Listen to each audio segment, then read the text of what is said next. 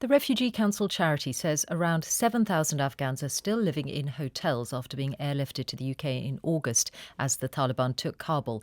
Those who managed to get on the planes included interpreters and other staff who had helped British forces and diplomats and their families, including children. Our correspondent Lebo Diseko has been speaking to one arrival who feels his life is in limbo. We haven't used his real name in order to protect relatives who are still in Afghanistan. A brief moment of happiness in the local park for Khan and his children. 1, 2, 3. Wow. But it's a life that now seems to revolve around waiting. For almost 2 months, he, his wife and 7 children have been living in a bridging hotel along with other Afghan families. They have no idea when they'll get a permanent home or where it will be. Every day we think that today we will get a very good news that you are going to your own house, to your permanent address. But unfortunately, again, when it comes to the evening, then desperation. Without a permanent address, he can't place his children in school. 50 days I am living in a hotel. My kids, they're getting a mental problem because they don't go to school. They are asking me why we are not going to school, when we should go to school. He's even struggling to open a bank account. He's tried several times, the latest on Friday. This is me and my wife. We want to open an account here. Yeah. A whole day lost in a seemingly endless loop of bureaucracy, each time coming back to the same thing. What have you got for proof of address? We had our old documents like passport, travel visa. We went there and we have been told that we are still not able to open your account because we need your proof of address. You must have insurance number, and at the same time, you must have confirmation letter from Universal Credit Team. The stress, he says, has affected his wife's health. She was admitted to hospital on Saturday. A chest infection, doctors say. Khan is sure it's the toll of the uncertainty. But among the difficulties, there are moments of kindness in the community. We could celebrate coming together over food as mums. This is what we do in our homes. An afternoon where Afghan women can cook traditional food, a taste of the familiar when things are anything but. The kitchen space is provided by a local church, the ingredients by a local restaurant owner. Coming to a different country, not knowing the language, not being able to even just get the ingredients that they need.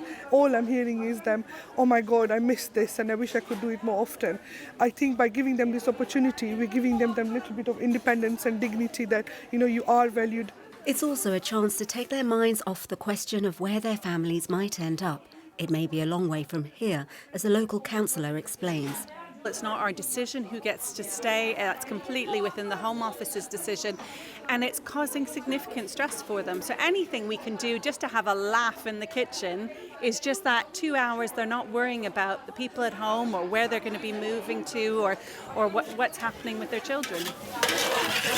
Khan came to the UK on the Arab Relocation Scheme, one of around 5,000 locally employed staff and their dependents.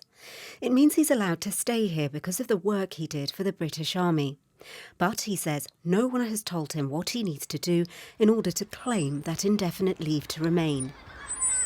Back in the park, he says he's grateful for the welcome he's received from British people, but he says communication from the Home Office has been poor. People from the local council, they are very supportive. The local population is very good. The church is very good.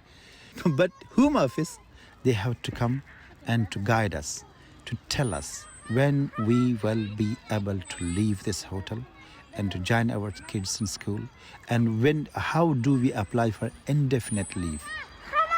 As he struggles with the uncertainty in his own life, Khan's mind often turns to those left behind in Afghanistan. Family members who've gone into hiding and former colleagues who are desperate to be given safety in the country they've risked their lives working for. More than 300 interpreters, our friends, they're still in Afghanistan. They're stuck in Afghanistan. And the other day I was speaking with one of my friends. He told me that his case has been dismissed. Why? He worked with the British forces. In a statement, the Ministry of Defence said, "We will continue to do all we can to support those who supported us, and our commitment to those who are eligible for relocation is not time limited." The Home Office said that there is a huge effort underway to get families into permanent homes so they can settle and rebuild their lives. It also said that those coming to the UK on the ARAP scheme are eligible for indefinite leave to remain, and the Home Office will start contacting them shortly to make arrangements. Despite his worries, each night Khan tries to give some normality to his children. A father's song providing something of an anchor when the road ahead seems so uncertain. Lebo, Diseko reporting there.